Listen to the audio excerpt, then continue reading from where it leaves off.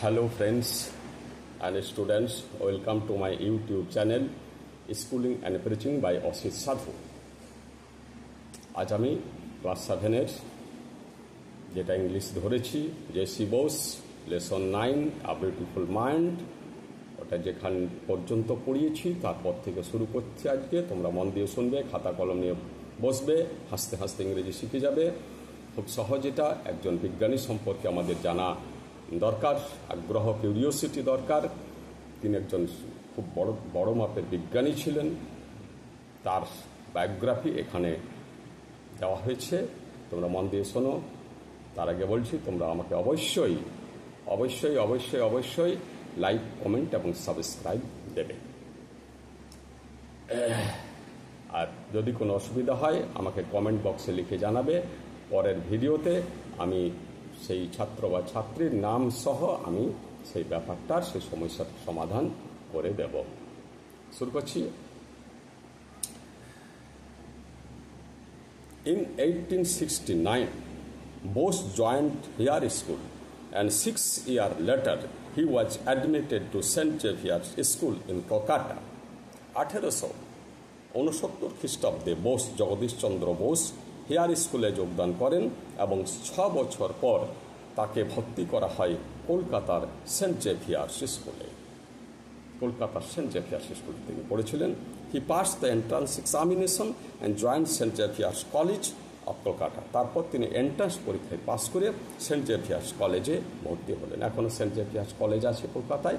সেই Saint Xavier's কলেজে আমাদের বিখ্যাত বিজ্ঞানী জগদীশচন্দ্র বোস লেখাপড়া করেছিলেন। তোমাদের এই ইনফরমেশনটা জানা দরকার যে সেন্ট জেভিয়ার্স কলেজে আমাদের জগদীশচন্দ্র বোস লেখাপড়া করেছিলেন। It was here that he came in contact with Jesuit father Eugene Lafont, who played a significant role in developing his interest in natural science. ঠিক এই সময় এখানে তিনি জেসুইট ফাদার ইউজিনি ল্যাফন্ট ছিলেন, তার সাথে তিনি ইন কন্ট্যাক্ট মানে তার সাথে তিনি যোগাযোগে আসেন, তার সাথে তার দেখা হয়ে যায়, যোগ হয়ে যায়। এবং তিনি এই জেসুইট অর্থাৎ তিনি একজন গির্জার পুরোহিত বটেন, একজন নামকরা পুরোহিত। তিনি খুব জ্ঞানী লোক।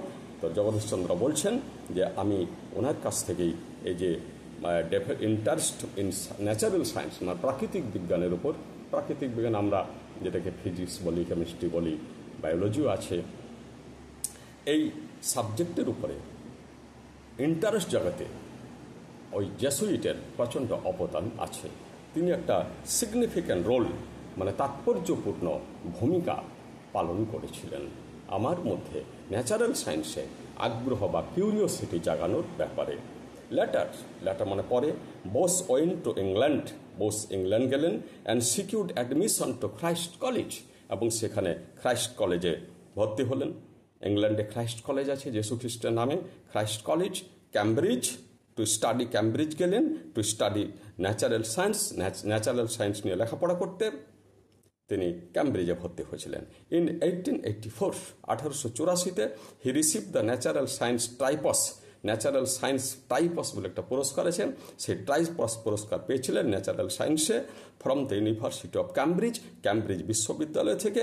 অ্যান্ড এ বিএসসি ডিগ্রি প্রাপ্ত হয়েছিলেন from the university of London, London বিশ্ববিদ্যালয় থেকে তিনি বিএসসি পাস করেছিলেন। দ্য ফলোয়িং ইয়ার মানে পরের বছর বোস যোগদান করেছিলেন প্রেসিডেন্সি কলেজে অ্যাজ অফিসিয়েটিং প্রফেসর অফ ফিজিক্স সাবজেক্টের বা পদার্থ বিজ্ঞানের অফিসিয়েটিং প্রফেসর হিসাবে, অর্থাৎ অফিসিয়েট করা অর্থাৎ আধিপত্য করা, অর্থাৎ সেখানে তিনি একটা বড় পোস্টে ফিজিক্সের প্রফেসর হিসাবে নিযুক্ত হয়েছিলেন।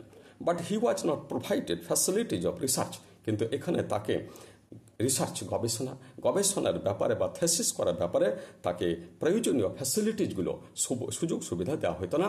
এর কারণ কি না, ব্রিটিশ আমলে ভারতীয়দেরকে সর্বক্ষেত্রেই একটা অবহেলা করা হতো। সেখানে একজন ভারতীয় ছাত্র এবং একজন ইউরোপীয় ছাত্রের মধ্যে সবসময় ডিসক্রিমিনেশন বা পার্থক্য করা হতো। জগদীশচন্দ্র যেহেতু ভারতীয়, তাই তার উপর এই ডিসক্রিমিনেশন চলছে। রিসার্চের জন্য যে সকল ফ্যাসিলিটিস দরকার, যে গবেষণাগার দরকার, আরও নানান ধরনের উইপন্স দরকার, সেগুলো তাকে দেওয়া হতো না। ইট ওয়াজ অলসো অফার্ড, ভুল বললাম, he was also offered lower salary than his European colleagues. তাকে ইউরোপিয়ান কলিগস, যে বললাম ইউরোপের যারা ইংল্যান্ডের, বিশেষ করে ইউরোপেরও হতে পারেন কলিগস মানে সহকর্মী, তাদের থেকে জগদীশচন্দ্র বসুকে লোয়ার স্যালারি মানে কম বেতন দেওয়া হতো। এটা একটা ডিসক্রিমিনেশন বা ডিফারেন্স, ইংরেজদের এটা ছিল স্বভাবটা। Bose had a remarkable sense of self respect, কিন্তু বোসের ছিল আত্মমর্যাদা জ্ঞান অ্যান্ড ন্যাশনাল প্রাইড, এবং জাতীয় গর্ব ছিল। তাহলে ব্যাপারটা কি দেখা যাচ্ছে, যে একই পোস্টে কাজ করছে, এখানে ইউরোপিয়ান লোকটা যে বেতন পাচ্ছে, ছাত্রটা যে বেতন পাচ্ছে জগদীশচন্দ্র বসু ইন্ডিয়ান হওয়ার জন্য তার থেকে কম বেতন পাচ্ছে। সেই জন্য জগদীশচন্দ্র বসু যেহেতু চূড়ান্ত ব্যক্তিত্ব সম্পন্ন এবং তার আত্মমর্যাদা প্রবল এবং জাতীয়তা বোধ প্রবল, জাতীয় গর্ব আছে, তাই তিনি কি করেছিলেন, রিমার্কেবল সেন্স অফ এই জিনিসটা ছিল। দেয়ারফর সেই জন্য তিনি কী করলেন, as a sign of protest, প্রতিবাদের প্রতীক হিসাবে, হি কন্টিনিউড হিজ টিচিং, তিনি তার শিক্ষাদান চালিয়ে টিচিং অ্যাসাইনমেন্ট মানে শিক্ষাদানের যে প্রতিশ্রুতি, তিনি সেটা চালিয়ে গেলেন ফর 3 ইয়ার্স, 3 বছর ধরে, উইদাউট একসেপ্টিং হিজ স্যালারি, কোনো বেতন না নিয়ে তিনি তার টিচিং অ্যাসাইনমেন্ট মানে প্রতিশ্রুতি, অর্থাৎ তিনি যেহেতু প্রতিশ্রুতি দিয়েছেন যে আমি পড়াবো, তিনি যেহেতু এই কাজে আগে থেকে নিযুক্ত, তাই তিনি ওই বেতনের ডিসক্রিমিনেশনের জন্য ছেড়ে দিলেন না, কিন্তু তিনি বিনা পয়সাতে কাজ করতে লাগলেন। এটা হয়ে গেলে একদিক থেকে জাতীয় গৌরব, একদিক থেকে আত্মমর্যাদা সম্পন্ন লোক, আরেক দিক থেকে যেটা সেটা হলো যে তিনি কাজটা চালিয়ে গেলেন, অর্থাৎ কাজই আমার কাছে বড় কথা। ফাইনালি, অবশেষে the director of public instruction, ওখানে যে অথরিটি আছে, সেখানে যে ডিরেক্টর, পরিচালক, কর্তা ব্যক্তি, অ্যান্ড দ্য প্রিন্সিপাল মানে কলেজের যিনি প্রধান, ইউনিভার্সিটির প্রধানকে প্রিন্সিপাল বলা হয়, offered him a permanent teaching post, তাকে একটা পার্মানেন্ট টিচিং পোস্ট দিয়ে দিলেন। অর্থাৎ এবার থেকে আর বেতনের বা সম্মানের কোনো ডিফারেন্সিয়েশন বা ডিসক্রিমিনেশন হবে না। এই ইউনিটটা শেষ হয়ে গেল। আমি কতগুলো ওয়ার্ডের মানে বলে দিচ্ছি। যোগদান করেন, লেটার পরে, অ্যাডমিটেড ভর্তি হয়েছিলেন, পাস্ট সফল হয়েছিলেন, এন্ট্রান্স এক্সামিনেশন মানে প্রবেশিকা পরীক্ষা, অর্থাৎ কোথাও ভর্তি হতে হলে প্রথম একটা পরীক্ষা দিতে হয়, তাকে এন্ট্রান্স এক্সামিনেশন বলে। কন্ট্যাক্ট মানে যোগাযোগ, কন্ট্যাক্ট মানে যোগাযোগ বা সংযোগ। সিগনিফিক্যান্ট তাৎপর্যপূর্ণ, রোল মানে ভূমিকা, ডেভেলপিং উন্নতি করা বা বাড়ানো, ইন্টারেস্ট আগ্রহ, ন্যাচারাল সায়েন্স প্রাকৃতিক বিজ্ঞান। অ্যাডমিশন ভর্তি, অ্যাডমিটটা হচ্ছে নাউন, অ্যাডমিশন বললাম, অ্যাডমিটটা হচ্ছে ভর্তি হওয়া ভাগ, আর অ্যাডমিশনটা হচ্ছে নাউন। সিকিউরড মানে অর্জন করেছিলেন। স্টাডি লেখাপড়া করা, চর্চা করা, গবেষণা করা, ইউনিভার্সিটি বিশ্ববিদ্যালয়।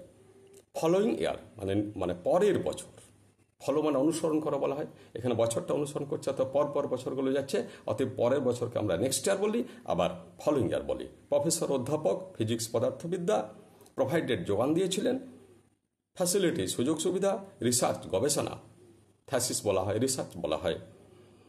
অফার্ড দিয়েছিল লোয়ার স্যালারি কম বেতন, স্যালারি মানে বেতন, লোয়ার মানে কম।